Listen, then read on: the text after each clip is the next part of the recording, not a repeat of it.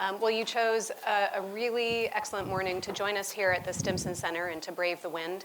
As you can see, we have with us Michael Kofman and Tom Wright. I know that I'm very eager to hear what it is that they've prepared to say to us today. The Stimson Center has been doing this sort of thing for 30 years now, which is to say bringing together smart and committed people to work on the world's most challenging and important questions, problems, issues, and concerns. My name is Melanie Sisson. I'm part of the Stimson Center Defense Strategy and Planning program. And our work in that vein, in line with the Stimson mission, is to do research and analysis to inform decision makers as they seek policy measures with which to pursue and defend national interests, and to do so in ways that are both effective and that do not increase the likelihood of war. In that vein, we're really pleased to be working on our current project. We refer to it sort of as the Short of War Project, and I'll tell you a bit more about why that is in a moment. But the substance is essentially to look at the ways in which the United States and others in the post-Cold War world used all of their instruments of foreign policy, including but not exclusive to armed force, to pursue foreign policy objectives. And again, the period is 1991 to 2018. Aside from being really sort of meaty intellectual content to work with when we think about coercive uses of foreign policy instruments and uses of force, this work is also really enjoyable because it has what I consider to be a really important dual legacy, or it has two antecedents without which we would not all be gathered here today. The first is in the late 1970s, Barry Bleckman and Stephen Kaplan wrote a book called Force Without War, which may sound familiar to some of you, either because, as Barry likes to say, it was inflicted upon you in graduate school at some point, or simply on the basis of the title, which should resonate with what I've just described to you about our current undertaking. This book had a lot to say at the time. It was very widely read for the kind of book of this nature. And then, as all things do over the course of decades, it receded somewhat. About 5 years ago, I'm told, I wasn't there for the inception of this version, but about 5 years ago, some very enterprising and energetic deep thinkers over at the Department of Defense came across this book, read it, and thought, again, that it had some really important things to say about the Cold War period in which it was written, and thought that it might also, taking a similar approach today, might also have a lot to tell us about the world in which we live today, ways we can use force wisely, provide information that decision makers can apply in the real world in real time. And so brought this back to Barry. As he says, he agreed immediately that Force Without War was a really excellent book, and also said, much more soberly, of course, that certainly the world had changed in important ways. And so re-examining these sorts of questions was certainly worthwhile. And so here we are getting to take another look at these really important issues, again, with the overall imperative being that we want to find ways for all of the world's countries to cohabit that don't produce war insofar as we can help it. The second antecedent is, I mentioned earlier that Stimson has been doing really good work on important issues for 30 years, and I'm going to say that a little bit differently now, which is that this year is the 30th anniversary of the founding of the Stimson Center. And that was done by, again, Barry Bleckman, and this time a colleague named Michael Kofman. And so I know that doing this will make Barry glower at me in the halls for the next few days, but I have the tyranny of the microphone, and I'm going to take advantage of it to really thank and congratulate Barry for founding a center that has done really excellent work for a long time and will continue to. So I'm going to ask you guys to join me in saying a quick thank you to Barry and a congratulations. See, it's already begun. It's already given me the look.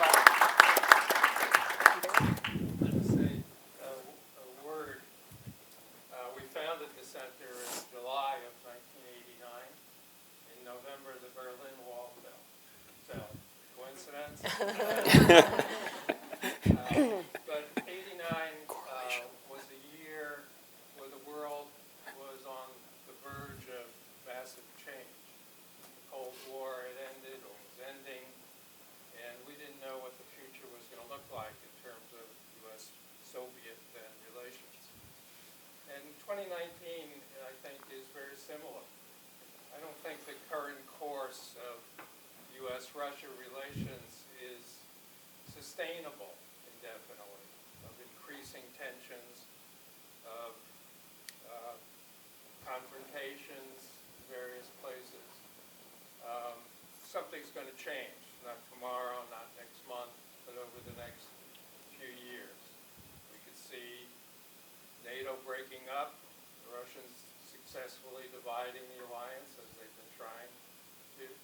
We could see the two sides come into conflict easily by accident or miscalculation. Or we could see somehow enlightened leadership bringing the two sides together and reaching accommodation where both sides' important interests are satisfied. So I'm hoping to be around to see the resolution of that. But we have a lot to learn from what's happened over the past 20 years, and look forward to the presentation. Thank you. Great. Thanks, Barry. It was totally worth it, and I regret nothing. So. Good. So I'm going to turn our attention to the real reason we're here in the brass tacks and talk just quickly about the state of play. First, I mentioned before that we have Michael Kofman and Tom Wright here. We are gratified by their willingness to contribute to the larger book project. And I'm not going to go over their credentials. You're well aware of their expertise, and it would just be gilding the lily. And so, except to say that I think they're two of the most cogent thinkers on these subjects out there, and again, that we really appreciate their willingness not just to contribute to the work, but to be here and give us a preview, share their thoughts and research and analysis here with us today.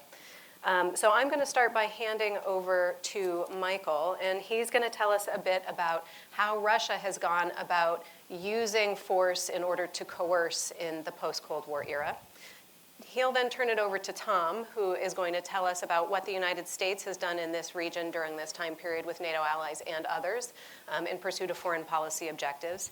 And then I'd like to introduce James Stevens, another member of our Stimson Center Defense Strategy and Planning Program team. He takes a special interest in this work, in this region, and these questions of the United States and Russia and how both actors in relation to each other have approached the use of coercive force. And then he, after giving his comments, is going to get what he likes to call the first bite at the apple in terms of asking a question or two. From there, I will reassert myself and direct traffic and invite you to ask some questions of anyone you see on this 2-inch elevated platform here. Okay, so there you have it. Michael, why don't you get us started, please? Thank you. And once again, thanks to Stimson Center for inviting us and for creating and organizing this wonderful project. I'm going to cover this briefly as I can, Russian use of force, but it's a tremendous amount of cases from 1992 to 2018, really. And I'm going to start off a little bit by taking us down memory lane into the 1990s and what happened around the early mid-1990s before getting into, very briefly, the three main conflicts that we are principally familiar with today: the Russo-Georgian War of 2008, Russian annexation of Crimea, war in Ukraine, and a little bit towards the end of, obviously, the Russian campaign in Syria. But going back to the 90s, of which there's some important anniversaries that are going to come up this year. So 1992 to 2000, probably maybe really best seen as wars of Soviet succession, where Russian forces ended up serving as kingmakers in several conflicts among what at the time were considered newly independent states. And Russia ended up backing a lot of opposition, secessionist movements, or in some cases the ancient regime old guard forces in cases like Tajikistan. And these uses of force were principally economy of force missions, where Russia backed the local force, encouraged proxies of its own to participate, but ultimately did involve the use of conventional military power of Russian forces to a very small extent, an approach based, what I will talk about as reasonable sufficiency. Russia employed conventional military power at decisive points of fighting, most often imposing ceasefire agreements on the defeated side, the newly independent nations. And then Russia would negotiate the ceasefire as an impartial actor, even though it was a party to the war, all of which ended with CIS peacekeeping missions where Russian forces would end up being in the lead. And so Russia de facto played an umpire in three conflicts in the former Soviet space: Transnistria, Abkhazia, Ossetia, and the Tajikistan Civil War. And it was both in many ways arsonist and fireman, in that its forces were the decisive factor in all those conflicts, and Russia did arbitrate the ceasefire, and it retained a lead peacekeeping force and therefore permanent military base and presence in those countries afterwards. And every of those conflicts, each of those countries retains a sizable Russian military presence today, actually, since 1993. So briefly, in Transnistria, the Russian state backed the separatist movement, and the Russian 14th Army was the most powerful army in that country, and Russia made a conscious choice to claim that army, keep it there, and the 14th Army back in 1992, from April to that summer, provided arms and weapons and encouraged fighters to join the Transnistrian cause. Ultimately, after a brief period of fighting, of course, 14th Army support was decisive to Transnistrian separatists, and Russia negotiated on their behalf as an impartial actor, forcing Moldovans to sign a ceasefire that kept Russia there as part of a trilateral force. In Abkhazia and South Ossetia, but primarily Abkhazia, conflict that the intense period is 92-93, Russian parliament backed the separatists, as did the army, against Georgia, and first supplied them with weapons, then intervened directly on their behalf. Russia actually conducted a sizable number of airstrikes during Georgia offensive, all of which were denied. And for those who believe that there's a real restraint or constraint on using air power in a conflict because it's not deniable or there's huge plausible deniability, we'll show you that actually both in the Abkhazian War and the Tajikistan Civil War, Russia employed air power continuously throughout the conflict and denied its use repeatedly to this day. But in Abkhazia, we increasingly see both not just support of proxies, but also use of Cossacks and other local fighting forces from Russian regions that were encouraged to go and participate in the conflict as sort of a force multiplier. Of course, Georgians were ultimately defeated, had to accept a ceasefire with Russia as a peacekeeper, and it led to about 3,000 strong peacekeeping force in Abkhazia. And in Tajik Civil War, well, Moscow made a conscious choice to keep the 201st Division, which was the most powerful force in Tajikistan at the time, a Soviet division there. And the 201st Division really became the principal backer of the Rahman regime and supported the Popular Front against the United Tajik opposition, together with Uzbekistan. It wasn't just Russia that intervened in that conflict. But ultimately, that war was the longest war of the wars of kind of Soviet succession, if you think about conflicts in the former Soviet space, lasting from 1997. Russia employed not just the 201st Division, also conducted airstrikes and had special operations groups. Of course, ultimately, Mamali Rahman won. He killed all democracy in Tajikistan. He's still the president of Tajikistan, if you look it up. And the 201st Division is still there, now converted to a brigade and a base, much smaller, but it's still the grantor kind of that regime in Tajikistan. And then last but not least, in the 90s, this I think is particularly salient for today. In June, we're coming up to an anniversary of a very interesting event, which is the June 12, 1999 standoff at Pristina Airport between a Russian contingent of 200 soldiers and KFOR and NATO, which was basically the lead had the mandate for that peacekeeping force. Russians really wanted their own peacekeeping sector in Kosovo. This is, by the way, a case naturally where force was not actually used, and probably thankfully, because could have resulted in who knows what. But negotiations broke down because Russians wanted their own peacekeeping sector in Kosovo. They weren't given it. The sectors were cut up between European nations and the United States. And of course, NATO was worried that giving Russia a sector of peacekeeping in Kosovo might actually lead to a partition of Kosovo. So on June 11th, night of, Russia launched a covert operation, taking 200 men from its S-4, Stabilization Force, the peacekeeping condition in Bosnia, and basically driving them through the night to Pristina Airport to Kosovo to arrive 4 hours there before KFOR forces arrived. And KFOR intended to use the Pristina Airport in Kosovo as their headquarters. And it led to a pretty interesting standoff between NATO forces and Russian forces there. The operation was actually much bigger and grander in scope. Russia intended to seize the airport and then reinforce with airborne units and had made requests for air transit flights, forts airborne, and there was a huge concern among NATO that what Russia intended to do was essentially deploy a pretty sizable force, and they were either going to then leverage that as a claim for a much stronger peacekeeping role, or it could have ended up scuttling the entire KFOR mission. The United States pretty successfully blocked Russian airlift by pressuring Hungary, Romania, and Bulgaria to deny air transit rights to them. So Russian force largely got stuck in Pristina, and ultimately, of course, the negotiations, and I'm happy to talk about this case, because the NATO command structure had some interesting conflicts that emerged from there too. The head of KFOR, who was basically in charge of the forces standing off against Russians, was not very keen about starting World War III and was very wary about the potential escalation dynamics of being ordered to attack the airport. On the other hand, NATO commander was very concerned and wanted an order to block the runway. So very worried that Russia would be able to airlift its airborne and then deploy a sizable force and then use that for who knows what. In the end, Russia did not get its own peacekeeping sector in Kosovo, but as a result of negotiations during that standoff, it did get a peacekeeping role in Kosovo under sectors commanded by other forces and independent, from what I remember, NATO command. And that's kind of, there was a partial solution to what Russia wanted. It did not get to carry off the operation it did. Probably in June, you will get a number of Russian stories coming out because it'll be the 20th anniversary of it, and this will be painted by Russia as a very successful kind of covert operation that was their big hurrah in the 1990s against NATO. And now turning to 3 more recent conflicts. So Russo-Georgian War 2008. This conflict's pretty interesting because actually both sides worked openly on the path, the road to war. Georgia really started in 2004 and Russia started in 2006. By 2008, particularly, well, both after NATO Bucharest summit and after Western recognition of Kosovo independence, Russia actively sought the conflict and went from looking to deter Georgia. Georgia was really in a crash program for 4 years, a massive military buildup program to have a military option against the 2 breakaway separatist enclaves of Abkhazia and South Ossetia. It did pretty well in Anjara, basically a criminal smuggling haven that Saakashvili sorted out in early 2004. And the Russians transitioned to a point where they actually really wanted the conflict. They essentially set that, at least from their perspective, as a trap.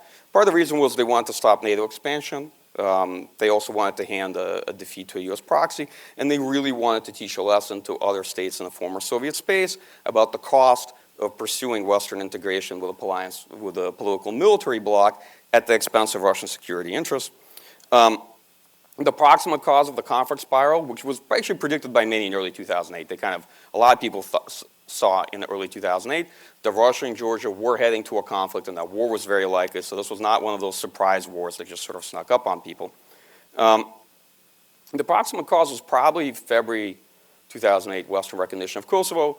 Russia was publicly looking to retaliate for it and might have recognized the independence of Abkhazia, South Ossetia. Georgians were very worried because they were very interested in restoring territorial integrity. And this led to a conflict spiral between the 2 of them. There was a considerable escalation of fighting during that period and considerable involvement here and there occasionally of Russian forces. Georgians flew Israeli drones. Russian fighters entered Georgian airspace to shoot down the drones over the separatist enclaves. And obviously the militias, both Abkhazia and South Ossetia, were not entirely independent actors. In some ways, they were very much creatures of Russian military intelligence, but the debate continues as to how much freedom of maneuver they really had. Long story short is, as you know, that resulted in a 5-day war, 3 days of which were decisive. The Russian North Caucasus military district, actually a fairly small percentage of its military power, intervened and de facto defeated Georgian forces within about 5 days. Georgians had bought a lot of military hardware, quite a bit. They were probably the heaviest armed former Soviet republic at the time. They were spending close to 10% of GDP by 2007, 2008. It was pretty crazy in terms of the amount of defense spending and military hardware they had bought. And they just wrapped military exercise with the United States. That summer, just a couple of days as Russia wrapped up its military exercise and positioned its forces for the intervention. And ultimately, right after the conflict, Russia did recognize the breakaway enclaves, establishing permanent military bases there. And, well, you can judge for yourself to what extent that served to keep Georgia out of NATO, and to what extent, Tom maybe, I hope will comment, that actually changed the conversation NATO to force NATO to abandon the proposition of further enlarging the alliance to Georgia and Ukraine, which, of course, now brings me fast forward to 2014 to Ukraine. Russia really sought to maintain control over Ukraine's strategic orientation, refusing to accept the geopolitical defeat there after the events of Euromaidan, February 2014. And there we have 2 cases, right? We have the annexation of Crimea, which was a very successful operation for Russia, but not an easily repeatable one. And we have the fighting in Donbass that continues to today, which proved to be a very messy quest for leverage over Ukraine's government that, in my view, only achieved minimalist goals for Russia, and I'll describe a little bit why that is, versus the maximalist goals they sought. Crimea was a successful covert operation where Russia used a very small amount, again, of conventional forces that were already based on the peninsula. So in most of these conflicts, you will find that Russian forces start off being there, and it's a huge advantage of the fact that you're actually there to begin with. Plus special forces, and plus a number of local proxies, meaning there were a number of proxy forces that were used there that helped with the initial manpower deficit. They used a SNAP readiness check in central and western military districts to cover force generation and the movement of forces and to deploy forces on Ukraine's borders. However, the most successful part of why Crimea was, from Russian perspective, a real seizure of territory that, fundamentally not been done since 1945 in Europe, but without actual bloodshed and violence. Well, Russia had massed about 40,000 troops on Ukraine's borders, and it made very clear to Ukraine that if Ukraine resisted, of which it did not have good odds on Crimea, it'd stand to lose a lot more, that it could very much be Georgia in this scenario. And the coercive impact of that force, that military buildup on Ukraine, very much weighed on their minds during those decisive weeks of the annexation. Russia, I think, was also pretty good at convincing the United States early on that Moscow had seized the peninsula but was actually looking for an off-ramp in the conflict and was therefore looking for some sort of compromise or game of coercive bargaining as opposed to actually planning to annex it. The mission itself was an economy of force mission. There was actually very few Russian forces involved in the entire thing. The correlation of forces strongly favored the Ukrainian forces on the peninsula in terms of numbers and firepower the whole time. And Russia leveraged plausible deniability to create a lot of disengagement points for itself. Today we call it implausible deniability, but nonetheless, Russia basically created for itself the option play to change the operation at any time, or potentially even withdraw, or to keep it as a frozen conflict. I would say, though, that of course Crimea, given how it went, was rather difficult to repeat for the simple reason that Russian success was determined by structural and contextual factors, right? And the principal ones that you find is, of course, naturally, first, geography, the actual nature of Crimea as a peninsula that's easy to sever and was its own politically administrative entity that was autonomous. The timing operation, Ukraine had just gone to the Maidan and had an interim government, and the timing was essential. Ukrainian leadership at the time, in February, when they made the decision on whether or not to order units to resist, made that judgment on their assessment that actually most units in Crimea would not obey an order to resist. And out of the 12,000 to 14,000 strong contingent they had, they probably could have counted at best on about 1,500 troops, right? And so that weighed very much on them as well. And then there's all sorts of social, cultural, linguistic reasons for why it was much easier for Russia to annex territory like Crimea, given the history and the legacy, as opposed to, let's say, any other territory of another state. In Eastern Ukraine is a really interesting case of sort of a failure of Russia to use coercive power, to have a theory of it, of an approach and a theory of victory, but to actually fail to use it to achieve maximalist gains. They really thought to retain influence and coerce Ukrainian government into federalization or decentralization. They didn't care what it was ultimately called. What they wanted was for the interim government to neuter itself, to agree to a decentralization scheme that would allow Russia and forces friendly to Russia and Ukraine to substantially retain their influence in Ukrainian regions. Ukraine was always a fairly weak state with very strong non-state actors, so it would have been very difficult to take the country into a particular direction or reform it if that was to be the case. But Russia basically went to a fitful escalation cycle that first began with political warfare, where in early February, these are concurrent events with what happened in Crimea. One interesting thing is Crimea really distracted the response to Eastern Ukraine. They are not sequential events. These events take place at the same time. Decisive events are happening in Eastern Ukraine, in Donbass, right in February, just as Crimea is being seized and is being annexed that month. And so first they try to launch a counter-Maidan, a ad hoc form of political warfare that rapidly escalates to a state-sponsored insurgency, irregular warfare. And then Russians keep trying to convince the Ukrainian government and military that they really can't win through use of force, that they have to negotiate and settle.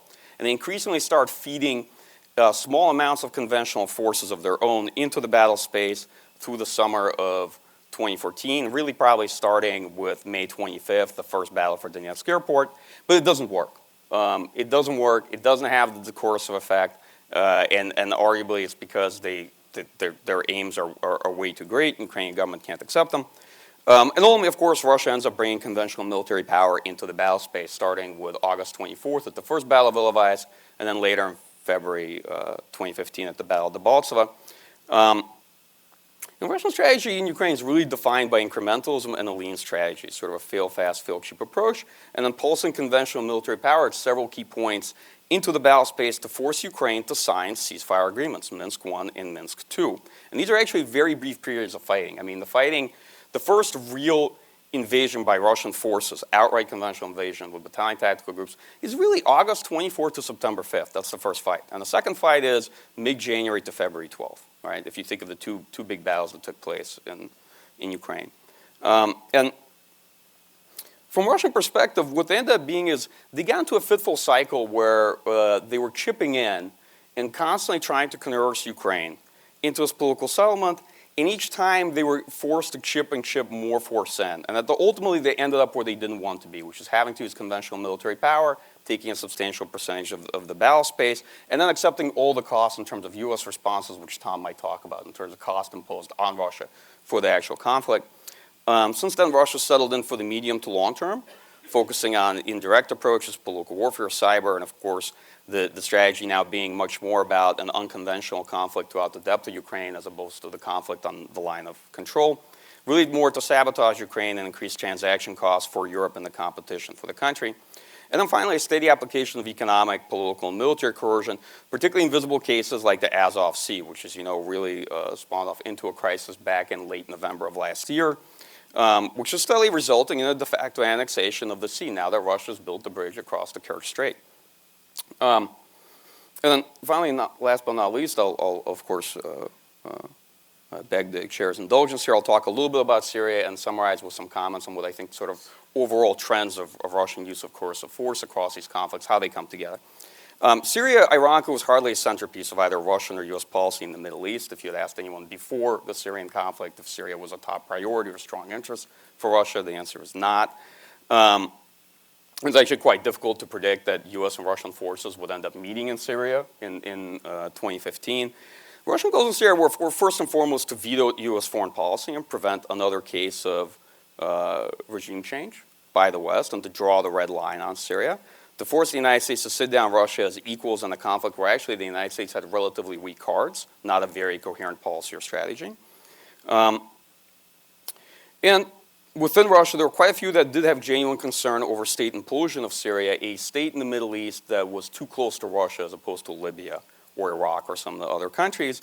But the tertiary goal of Russia had always sought in Syria is the possibility of intervening, then getting into some kind of counterterrorism coalition with the United States, and then not only just breaking out political isolation, that was the policy of the United States back then in 2015, but to try to walk over a forced collaboration in Syria to what Russia really cared about, core interests being always in Europe, and sanctions that were imposed on Russia over Ukraine, for this to see if they could actually carry over success in Syria into getting out of sanctions if they could, or a change in policy over the actual conflict in Ukraine. So Russian campaign was very much based on a small footprint, and that being, in many respects, a leaner emergent strategy, and fairly quickly shifted momentum to Assad and then ate the opposition forces one bit at a time, operation after operation.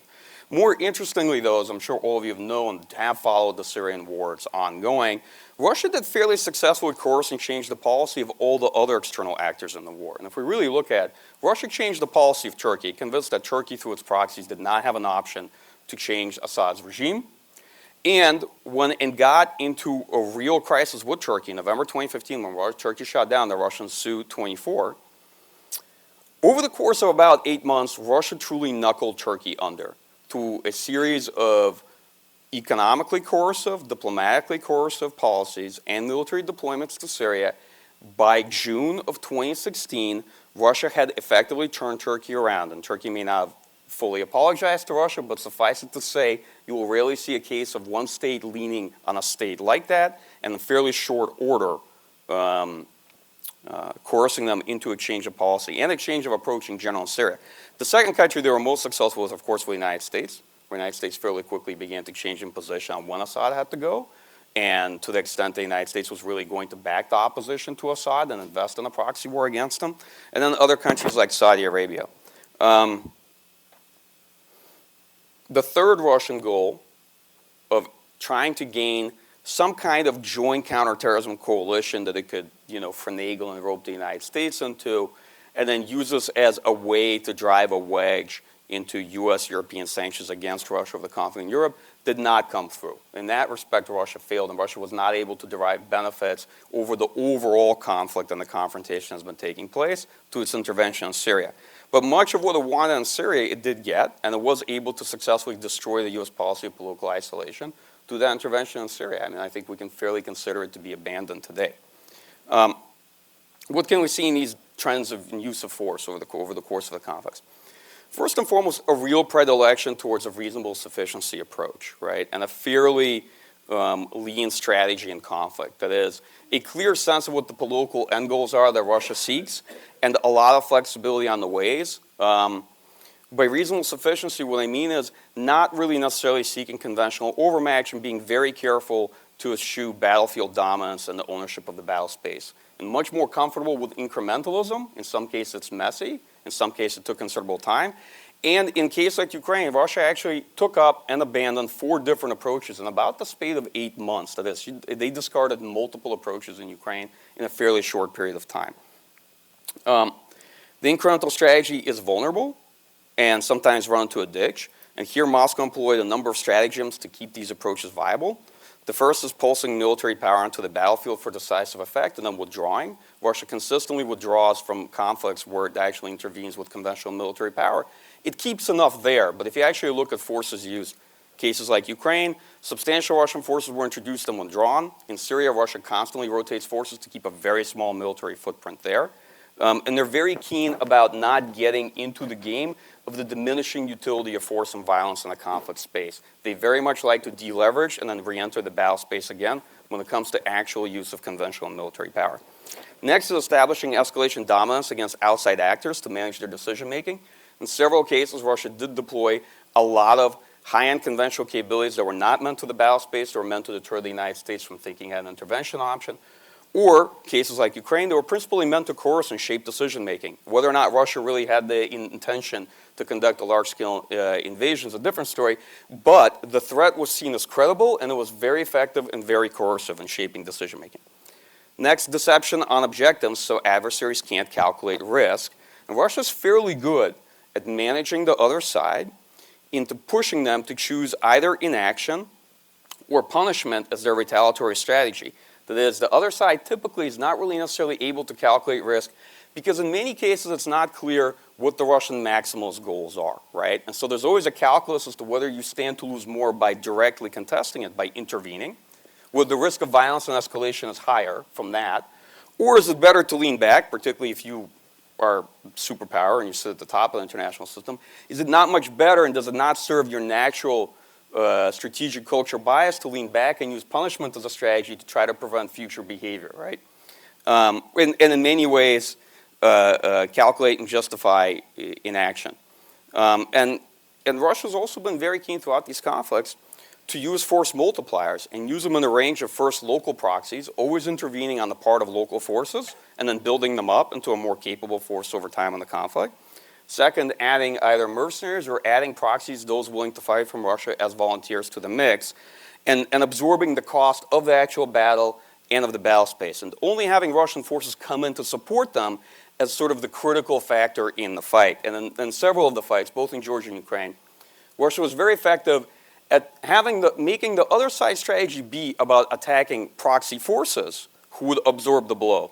And the Russian forces would come in on top of the fight and successfully defeat the country that was trying to restore territorial integrity.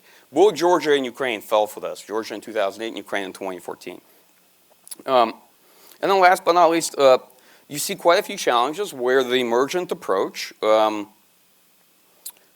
have a weakness, which is, there are plenty of those in the Russian system who seek to shape facts on the ground and then sell back these established facts achievements as what the policy should be to the Kremlin to get its backing. And what you see in a lot of sort of Russian approaches to conflict is, okay, there's a strong comfort to experimentation and having parallel approaches taking place at the same time, and then putting your money and your resources behind the one that shows promise, right? The challenge behind that one is the different agencies, individuals, and others who have a vision and who have a mission in that battle space are constantly trying to shape events in order to sell it back home to make that be the actual policy and strategy.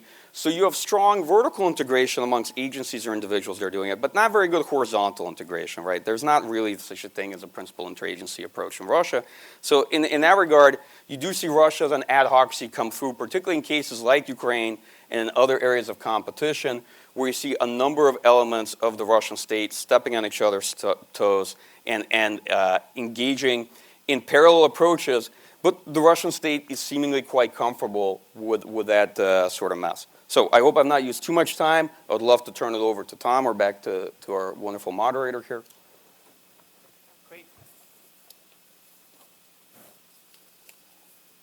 Thank you very much. much, Michael, and thank you to Stimson and to Barry for including me in this wonderful project, and also for inviting me here today. And I'm very much looking forward to the conversation. So I was asked to write and to speak on the topic of extended deterrence in Europe since Georgia. So really starting with the Georgia conflict and then up until today, and trying to look out into the future a little bit as well. So what I'd like to do in the time allotted to me is sort of 5 things. The first is just to set the context for what we mean by extended deterrence, and to talk about that. The second, third, and fourth is to look at these 3 phases that I've sort of identified since 2008, which I think each has their distinct logic and history, and I think we need to sort of look at each of those in particular. And then finally, just to close on some lessons and conclusions that we might be able to draw from those.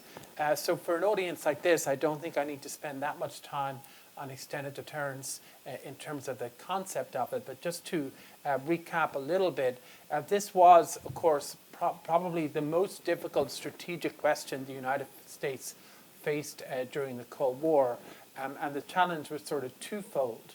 The first was that the United States had to convince the Soviet Union that it would fight for territories that were of relatively limited strategic value, like West Berlin, right? The United States had to basically say that it was willing to start World War III over a territory that actually was not militarily, it may have been geopolitically significant, but it was not necessarily militarily significant to the balance of power.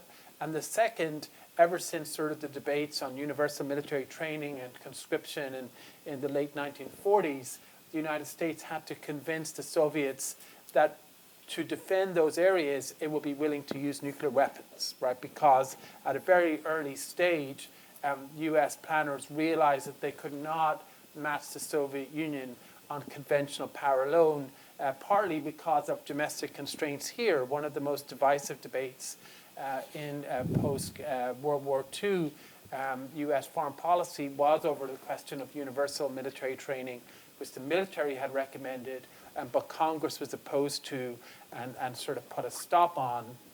And then US military planners had to decide, how do you defend all of these territories? How do you defend Western Europe from communism if you can't sort of match soldier for soldier? And the answer, of course, was nuclear deterrence. But that is, at its heart, sort of irrational on a purely sort of rational choice basis, right? Because you have to convince them that you're willing to sacrifice the Eastern Seaboard to defend West Berlin or West Germany. So that was the major sort of challenge. And as we know, there was an answer to that, which was essentially to promise an irrational response and to undertake a lot of different tactical maneuvers to show that irrational response would be relatively automatic, right? That would be triggered by certain Soviet actions that would lead to this sort of appalling situation for all sides, and that resulted in Soviet restraint or lack of aggression. So that largely came to an end, or completely came to an end at the end of the Cold War, and that major sort of strategic dilemma was solved. And then it went away, and we haven't actually had to deal with it since. And the story I'm going to tell is that, that really only came back after Ukraine. It definitely did not come back after Georgia. And I think it's a different challenge today than it was then, partly, of course, because the border is much further to the east, but in a way it's easier as well, right? Because the conventional balance is more evenly split than it was during the Cold War. But it is still sort of challenging. I believe that the US has sort of largely addressed that challenge, that is a manageable challenge to deal with. But it does lead to, but successfully dealing with it does create other problems elsewhere. And there are some flaws, I think, in the US approach that could lead to its unraveling, which I will talk about in a little bit. So to start on the first sort of phase, which is really Georgia until Ukraine, I think during this period, and Michael's spoken very eloquently about the Georgia conflict, the U.S. didn't really see a major problem after Georgia. I mean, obviously it was a crisis at the time.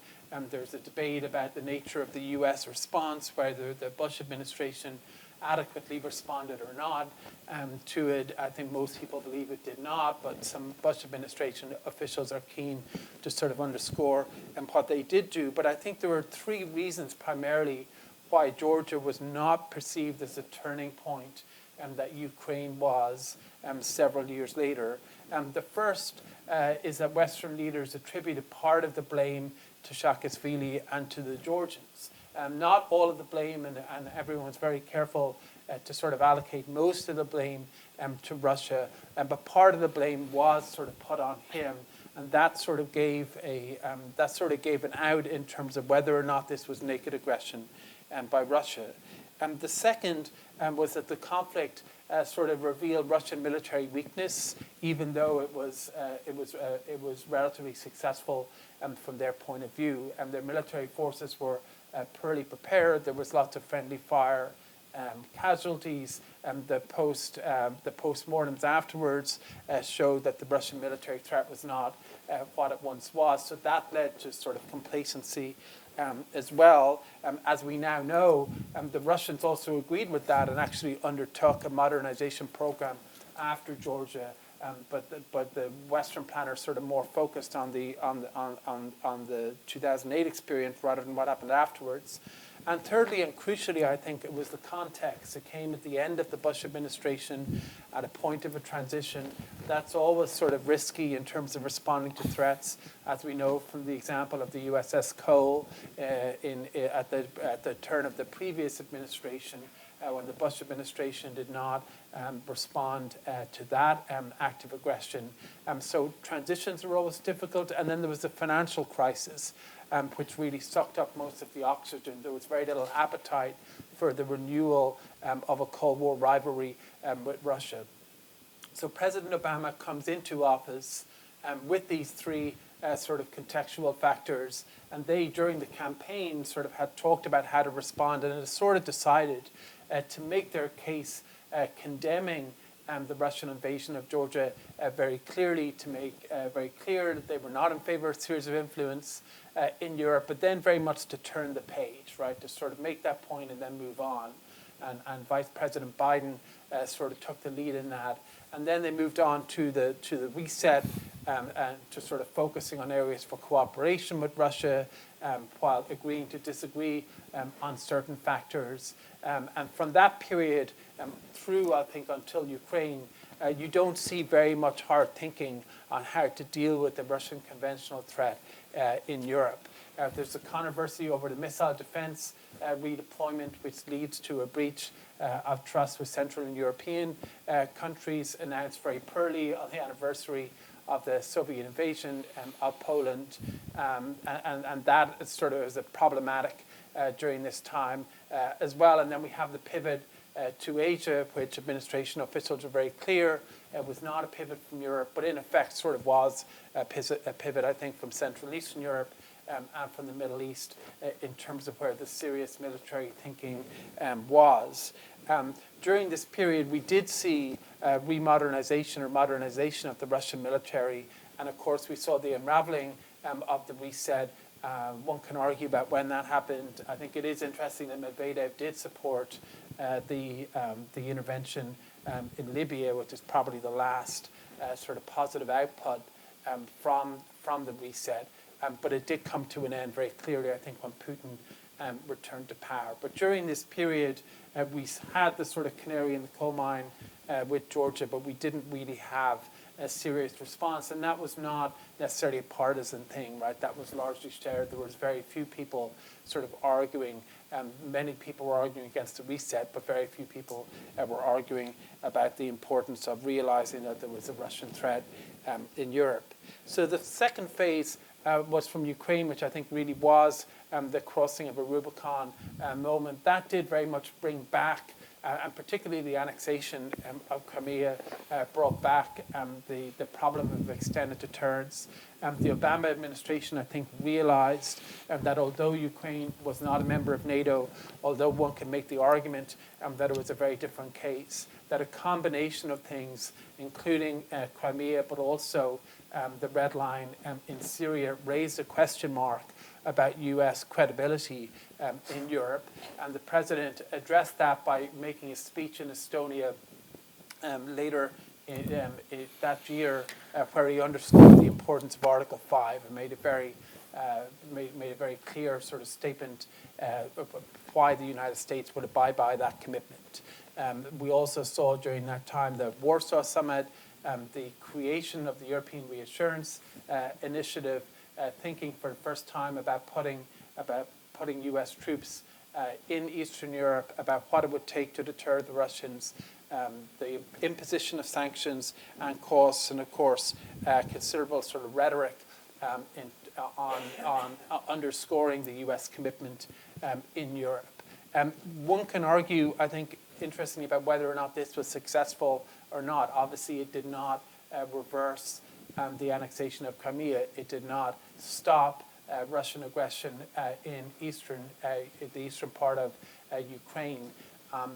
So none of those things occurred, but counterfactually, it did not lead to further aggression either, right? And the possibility that there will be additional sort of sanctions, particularly SWIFT sanctions, which the Russians sort of identified as an act of war, may have had a deterrent effect of sorts on the Russians. I don't know if it's possible to get sort of definitive evidence on that one way or the other. But what we see at this time is sort of the setting in motion of a series of things which have since sort of escalated in terms of the number of U.S. troops in Eastern Europe, the amount of spending on the European Reassurance, later the European Deterrence Initiative, and on the sanctions.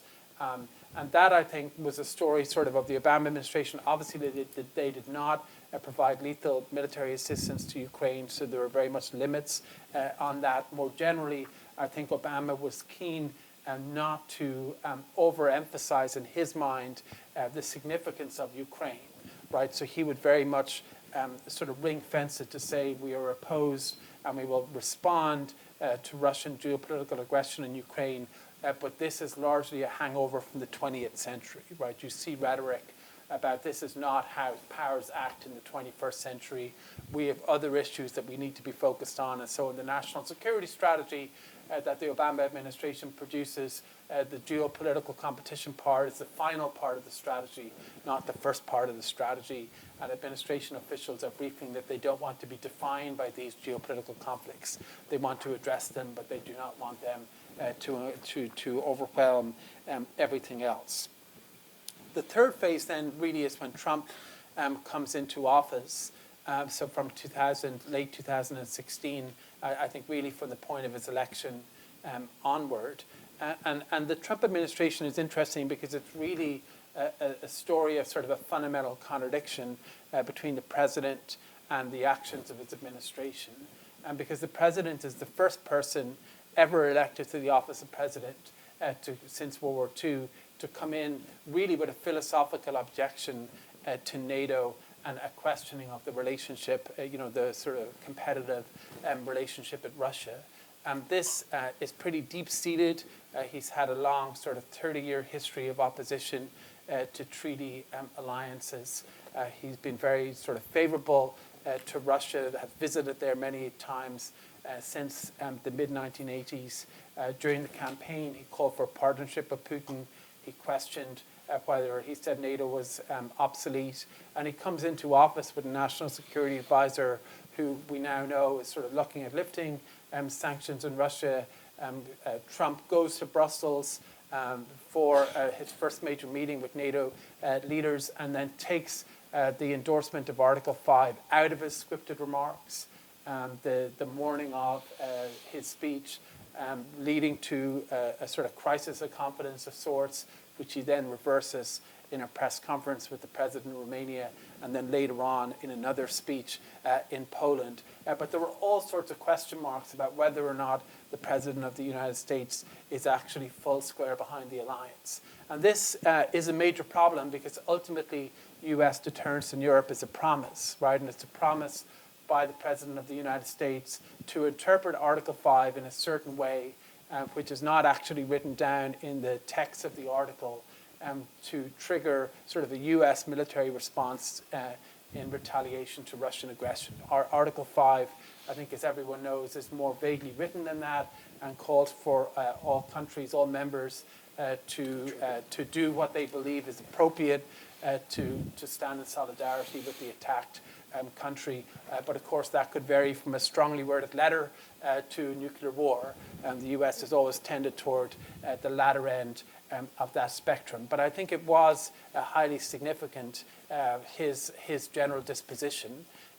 The other part of the contradiction, though, was what the Trump administration itself did during this time, because the Trump administration was, and still is to some extent, staffed by senior officials who are fundamentally in favor of NATO. So we see a tripling of the funding for the European Deterrence Initiative from about, I think it's 1.7 billion at the end of the Obama administration to over 5 billion now.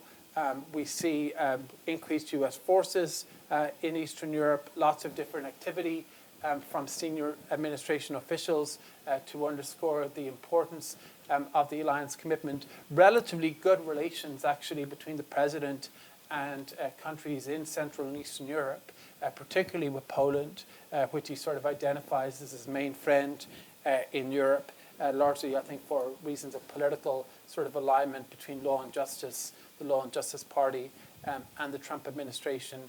We also see the provision for the first time of lethal assistance to Ukraine. And so these are all things, and several sort of additional sanctions, largely at the behest of Congress, but still the outcome is important, I think. The sort of sanctions, the expulsion of Russian diplomats. So on all of these fronts, someone can say, well, you know, the president may be saying these things, but the actions are going in this direction. So that is sort of the contradiction at the heart of the administration. Separate to that contradiction, I think we do see some significant events. We see the nuclear posture review, which I sort of interpret as more consistent with what the Obama administration had done in terms of modernization. And then the missile defense review, which occurred at the very end of my writing of the paper. So sort of still digesting that, but I think that is more significant maybe than the nuclear posture review and the long-term effect on deterrence in Europe because of the way in which it looks at the use of space-based interceptors and other sort of technologies that could sort of undermine the principle of mutual assured deterrence, and so that may be a long-term sort of consequence of the Trump administration. And then finally, and I think also significantly, we see this bilateral diplomacy between the Polish government and the Trump administration about whether or not there will be a U.S. military base in Poland. This could have long-term significance for NATO if it occurs outside of the NATO framework, and there's reason to believe that the Polish government sort of are more interested in that bilateral relationship, that if they could secure a U.S. bilateral commitment to Poland, and that will be seen as a victory, as sort of a long-term strategic gain to have that separate to the NATO commitment. But there's lots of pushback, as we know, to that with the NATO senior NATO officials saying it has to occur within the NATO framework. I think we don't know yet whether that will move forward. The president, I think, has been keen to see Poland offer to fully fund the base and, of course, to call it Fort Trump. But I think there are a lot of problems with it that may become apparent over time. So finally, just to sort of to close on the lessons, I think, of all of this, of this period from 2008 forward, I think the first is that it really is, I think, pretty clear that there was no sort of serious thinking about deterrence in Europe up until the annexation of Crimea and the Ukraine crisis. And I think that was a mistake. But I think that is sort of the post-Cold War story is one of before and after the Maidan and the Ukraine crisis. The second is that I think while efforts to bolster U.S. external deterrence in Europe have been largely successful, and I think what Obama did and what the Trump administration more generally did has, I think, had the desired effect because it raises significant doubt in Putin's mind that any sort of aggression against a NATO member state would lead to a general war with the United States, and that doubt is sufficient to induce caution on his part. That although that was successful, that did not sort of end the Russian threat. It just redirected it into other areas. And so there's been a channeling of the problem into other theaters. The most important of which, from a European point of view, I guess, are those states that are not member states of NATO, and Ukraine obviously falls into that category. And so what's been done since 2013 does not really address that problem. And I think the Trump administration has not really figured out the solution to that problem either. But also what we are sort of largely obsessed by now in terms of Russian political interference, the general sort of all measures short of war that is pursued, its intervention in Syria, its involvement in Libya and elsewhere. All of these are things that aren't really addressed at all by solving the extended deterrent problem. So solving the extended deterrent problem is necessary but not sufficient really to deal with the Russian threat. And then finally, just an observation on the Trump administration, on the contradiction that I mentioned earlier, which there is now, for the first time, sort of a fundamental question about the U.S. commitment to Europe. And so we could envisage an unraveling of NATO that we really could not have imagined several years ago. And I think that long term, that I think is more significant and consequential in some ways than the positive things that the Trump administration has done to bolster deterrence, because largely in an operational sense, if there ever were to be a crisis, this fundamentally depends on the president, right, and how any given president at any given point chooses to respond. And if there is doubt about that, then the whole sort of edifice, I think, is called into question. And to me, the big sort of unknown is what happens sort of after President Trump, right? Do others sort of take up his mantle and be either on the left or the right and begin to question the fundamentals of NATO, maybe using the defense spending issue as an excuse to do that, or if there is a crisis or a problem, do they use that to say, well, we're not going to do quite so much maybe as we had promised before, or is there a sort of a restatement of the country's commitment to Article 5 to sort of take that off the table in terms of the value of the commitment. So I think that is, if I had to choose sort of one metric to decide on whether or not extended deterrence is likely to continue to be effective, I think that's the one I would choose above and beyond sort of the amount of money spent or the number of troops used. But I will leave it there, and I look forward to your questions. Thank you. Well, first, let me just thank you both very much for your contributions to this project. It's been a pleasure to see your work and to engage in sort of a discourse with you about this very important topic. I want to first start by paraphrasing Henry L Stimson at the end of World War II. He was noting that a lot of people around him were growing increasingly irritated with the Russians, and so he took it upon himself to show restraint. And so I want to try to do something similar, where there all of the reasons to be concerned and irritated have been laid out.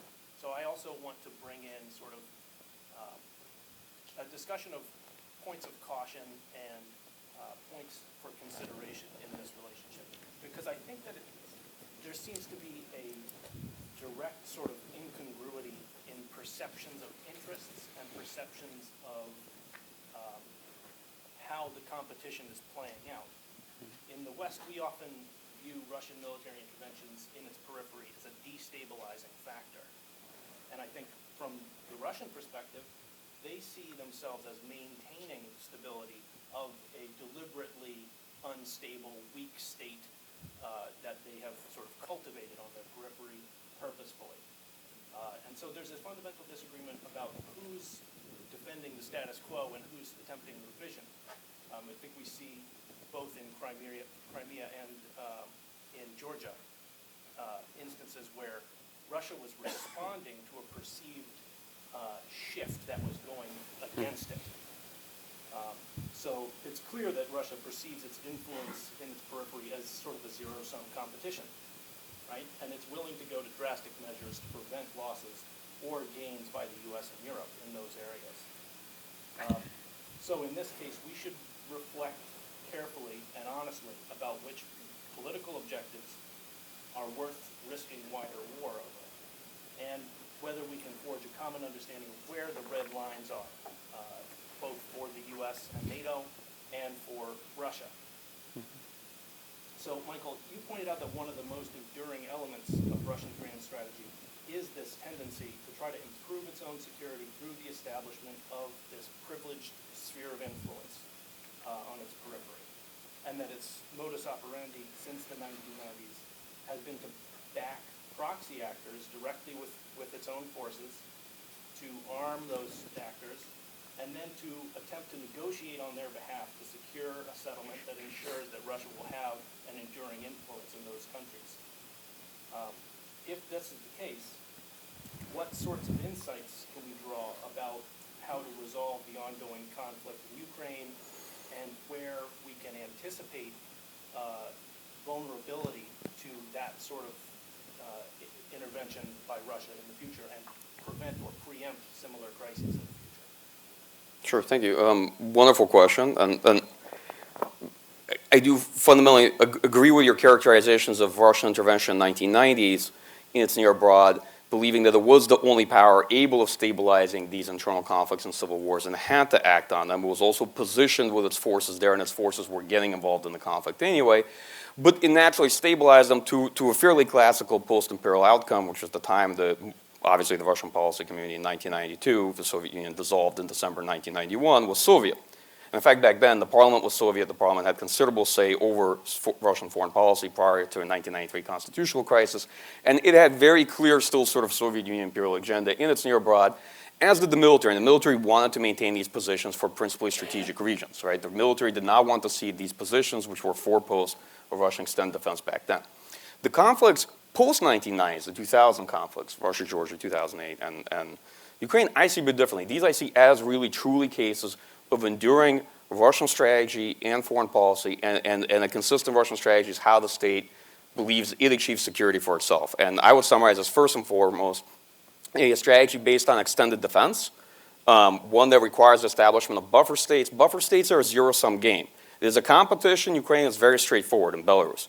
Either that is Russia's buffer against NATO, or that is NATO's buffer against Russia. It cannot be both from Russian perspective, right? Russia had this competition with Poland for about 100 years, whether Eastern Europe was going to be Poland's buffer against the Russian Empire, or Russian Empire against Poland and Western Europe. And you know how that competition ended. And of course, to prevent the local military blocs from expanding to Russia's borders, particularly with military basing infrastructure, for a simple reason. Especially after World War II, there's a general consensus in Russian policy community that they will never fight another industrial scale war on Russian territory. The cost was too great. Many people know I'm from the Soviet Union, Ukraine originally myself. Anybody who's from there has a very keen memory, even though they obviously were not in World War II in those times, but family memory, and understands why that culture is very keen on displacing any potential contest with another military power into a country between Russia and themselves, and would not want to fight that fight on Russia's territory again. Next is just an innate desire to control the strategic orientation of neighbor states in order to realize a strategy. And the best way to do this, of course, to make sure that they have partial sovereignty and to the extent possible dependency on Russia, whether it's energy or something else, And this is not an approach unique to Russia. This is actually the approach of continental powers historically. This was the Austrian Empire's approach. Continental empires treat their neighbors with limited sovereignty and influence their affairs because they feel that's the only way they attain their security. Countries like Britain or the United States that live across distant oceans don't have to do that. They have other really huge geographic advantages and luxuries. But the Russian view has always been to impose limited sovereignty on its neighbors. And next, the pursuit of regional hegemony, which is primacy in Russia's near abroad, and make sure that it's the dominant military power in its region. And here there's a principal case for, from Russian perspective, more is more. You don't know how much is enough, right? So you're always pursuing more. And typically powers, particularly classical great powers, they grow hungrier from the eating, right? It's just fundamentally an issue of when you gain influence, you want to pursue more influence to the extent you can.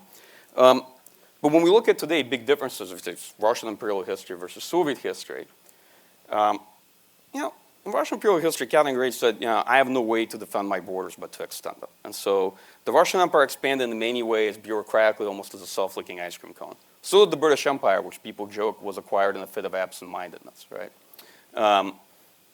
Today, a lot of Russian concern is principally with the further fragmentation of Russian power and influence, and that the fact that the Russian state still has a lot to lose, and the Russian leadership believes that the only way they can secure what they have left, right, of the former Soviet Empire and the Russian Empire, is to keep at bay expanding political and economic blocks, to keep the state from further fragmentation. And so they are very, very aggressive in what they feel from their perspective as a defensive strategy.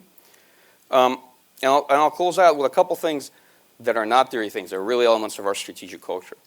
And most great powers are exceptionalist. Even former great powers like Britain and France, if you just scratch a little bit under the surface, suddenly the exceptionalism and the memory that they were once a great power and empire comes out in that strategic culture, even if they haven't been 50 years, 100 years. Russia is very driven by the desire to be recognized as a great power, which they feel they are, their hereditary great power, with a privileged sphere of influence, and right to sit on sort of a global leadership board. Russia's a bit different actually from other great powers because Russian mythos, strategic culture, has always been that Russia's a providential great power. It's not just a great power, it's a great power with a real role and a mission in international system, right? It's providential. I know another country that has that belief system, okay? That also believes it is a providential great power and is God's gift to the planet in some ways, in terms of what it offers and values, political system and the like. So in many ways, there's other countries that have these views. But to get to our problem today, so current Russian leadership has no stakes in European security framework. I would add to, I think, Tom's brilliant comments, beyond the problem of extended deterrence. One of the problems we suffer with, looking past NATO, why we talk about Ukraine, why we talk about Georgia, there is a sense that there was a post-Cold War settlement that established a security framework for Europe, in which Russia today feels it has no stake, and must therefore pursue the classical strategy of Russian Empire and Soviet Union, and how it establishes security for itself.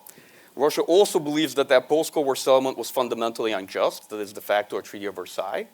It has a lot of commonalities with Versailles. Versailles was signed at a very anomalous period, actually. And after it was signed, Britain spent a lot of time trying to restructure Versailles to make it work. And so from Russia's perspective, the post-Cold War settlement for security was signed during a period where Russia was absent as the principal determinant of European security, which does not happen very often over a 300, 500-year timeline, right? And their view is that they are not happy with that settlement, and that is what they are keen on revising. If we say revisionist, brilliant, all great powers are revisionist. The question is, what are they trying to revise and how are they trying to revise it? That's the conversation we want to have, right? What is Russia trying to revise? It's not a state seeking territory for territory's sake. Territory is not that valuable anymore. It isn't. It's trying to revise that post-Cold War settlement security framework in Europe. And the last point is, Russian elite fundamentally does not see certain countries as nations yet, and one of them being Ukraine. It simply does not see Ukraine as a nation that is in many ways born of the overall normative outlook on international system in Moscow, which is that great powers are the only sovereign powers in the international system, and they are first among equals, and small states have limited sovereignty. Their sovereignty must be subsumed to the security interests and the priorities of great powers. And so it's not just about Ukraine, it's a fundamental difference in normative outlook on the structure of international relations between states. And once you understand that and you go to Moscow and you hear that there is a very clear political philosophy into how international relations work, and Ukraine is just a smaller subset of that fundamental difference between us and them. I apologize, I took too much time on this It's an extensive answer. Oh, yes.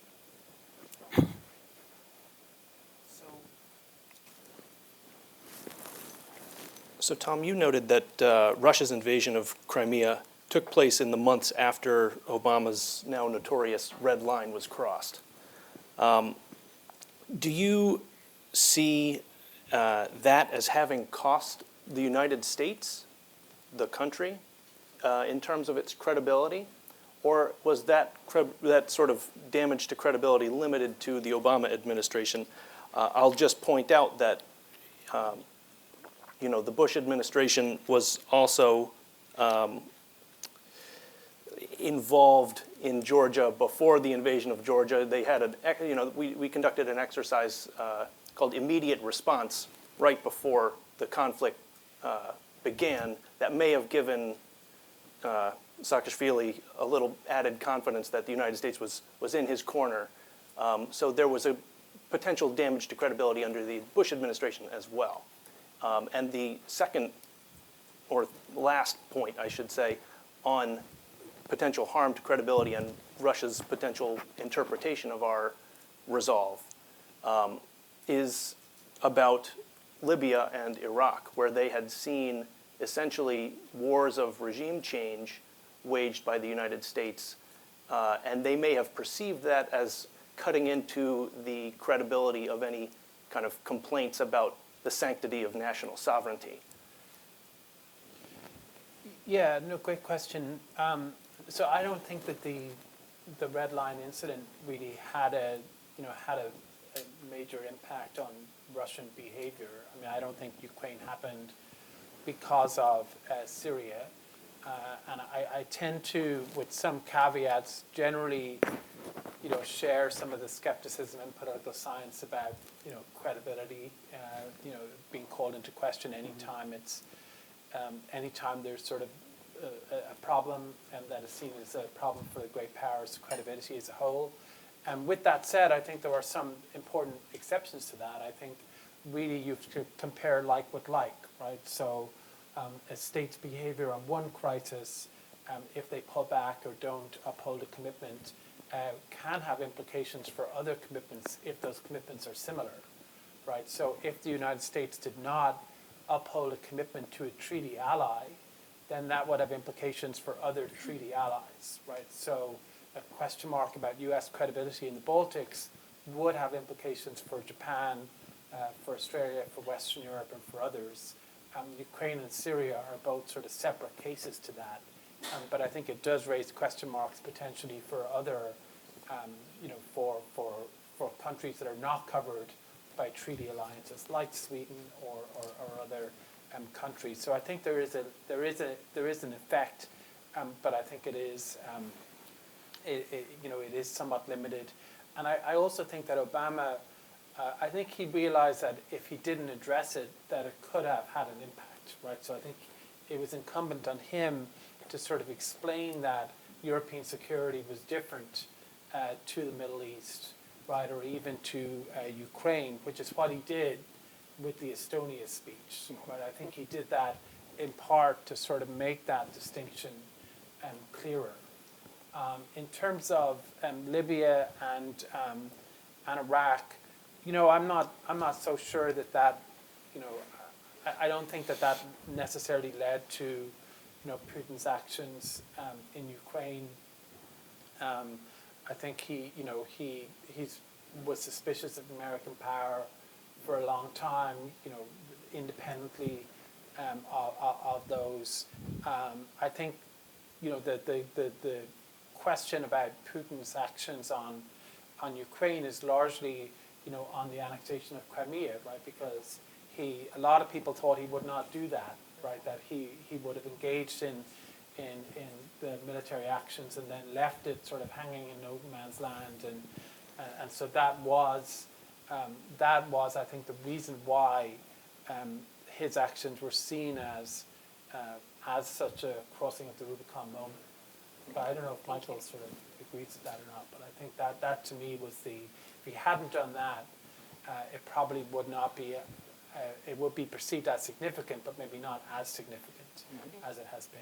Yeah, Crimea is sort of the original sin, if we really I look back to in geopolitics, that is the turning moment of when the United States changes its outlook on Russia based on pattern of behavior and begins to see it as a threat, which is there's an invisible moment. Countries don't balance power. As a Russian military expert, I could tell you that from 2008 to 2014, nobody cared about Russian military reform or modernization here, all right? They just didn't. They didn't care about it. It was that moment where they began to change calculus and begin to see Russia as a threat. And once a country, once strategic culture sees another country as a threat, suddenly they recognize, oh dear God, these people have a lot of conventional military power and a ton of nuclear weapons too, and all of that begins to enter the foreground. Great. Well, thank you all for that and for getting us started with some questions. As promised, we do have a few minutes for some audience questions. There's a microphone floating around, and so let's start in the back corner. Hi, Alex Sanchez. I'm a write for Jane's Defense. Questions about not Ukraine, but actually its neighbor, Moldova. The country just had elections yesterday where the pro-Russian Socialist Party won, but it didn't get the majority. So it's unclear which way the next government will go to. But Moldova has, like you mentioned, it has Transnistria, but the Moldovan government has historically been pro-West, at least in the past decade. It participated in exercises in Ukraine. It has a NATO liaison office as well, if I'm not mistaken. And every time that the Moldovan government does something that's kind of pro-West, pro-NATO, Russia sort of retaliates, carries exercises in Transnistria, promotes the Gagauzia to go out and protest and have a referendum.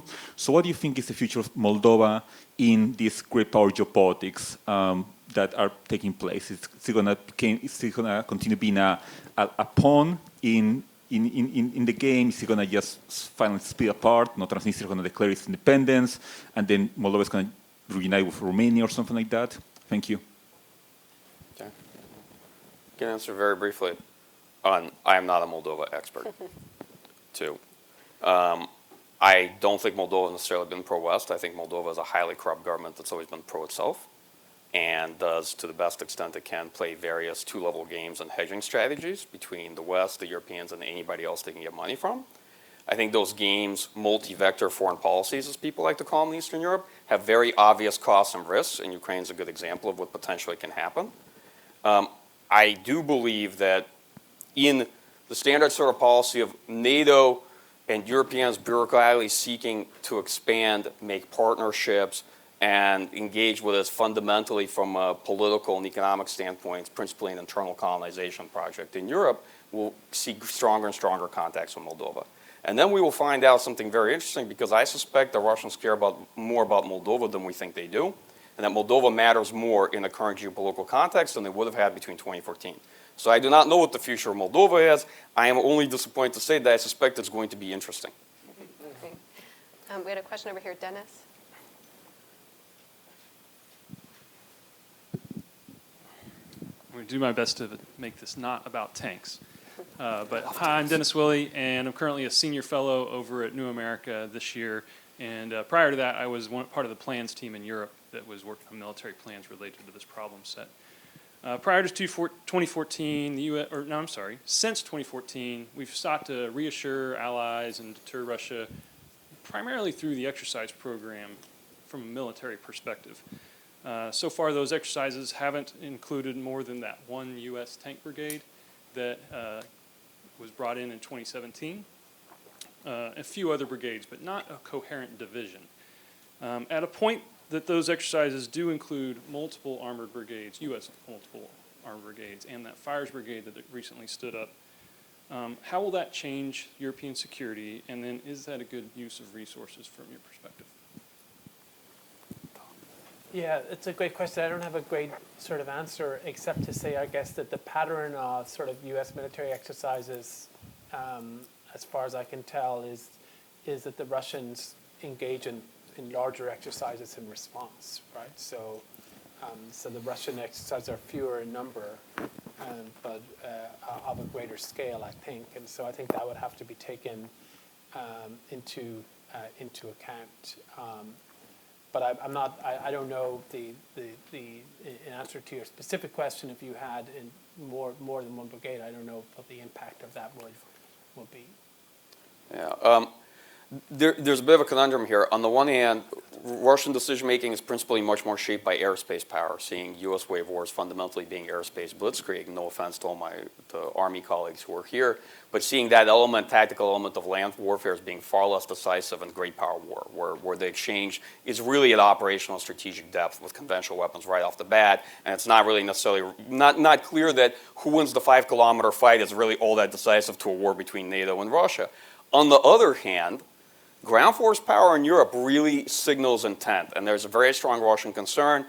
Just as NATO is very much concerned about making deterrence credible against its likely high-end fight with Russia, which is, of course, over the Baltic, the Russians told themselves a very similar story about our evil, desperate desires to claw Belarus away from them. I don't know anybody in this town necessarily who really has these desires, but that said, they have their own stories. And they do believe the United States may mass eventually conventional military power. So that changed their requirements. What does that get you into? More often than not, typically in strategic cultures, that gets you into a force bidding contest, particularly in land systems. It doesn't necessarily get you into that. You may not have a security dilemma play out that way, but you can. That force bidding contest, I will say in short to medium term, is highly not favorable to the United States and NATO. Okay? When it comes to just armor brigades, right, there are already pretty considerable force expansion plans that Russia has for Kaliningrad and for the northern part of Western Military District. If you want to get into a contest, you will actually find your credibility challenged because as people ask you for forces and you find yourself that you don't want to contribute any more forces than the brigade or whatever you already added, but the other side actually has plenty of forces to contribute to that contest, to that stack. And so you will end up kind of chasing after added security credibility that you may not get. Not necessarily what happened, it's just one of the ways these things tend to work out. Could I add one other thing to that? I mean, to my mind, so there are two sort of factors that determine the credibility of the deterrence commitment, right? One is to actually have forces in the mix, right? So if the Russians invade, U.S. forces are involved immediately, which is currently the case. And the other is sort of doctrinal commitments by the president that sort of makes it very clear that the response will be relatively automatic. I'm less sort of persuaded that the space we need to be working on is to show that there's sort of a full matching of conventional sort of forces, or that the U.S. response will be incredibly robust, because what I think induces caution on Putin or any Russian leader's part is the probability that he will be at war with the United States if he invades the Baltics, right? I think that's why he doesn't do it, not because he thinks that in the short term, that he couldn't accomplish his objectives in the first week or something like that. So I guess that's where, I would come on from it, and that would also sort of shape my view, I guess, of, the Poland base and some of the other sort of questions. To me, it's sort of a threshold question. Do you get to the threshold of commitment? And if you get there, maybe that threshold moves over time, and you've got to adjust over time as well. But given what we know about sort of Russian behavior, I think it's more of a threshold question than a matching relative to the action on their side. I just want to echo Tom's point briefly about the sort of tit-for-tat cycle that we've witnessed over the past several years with exercises.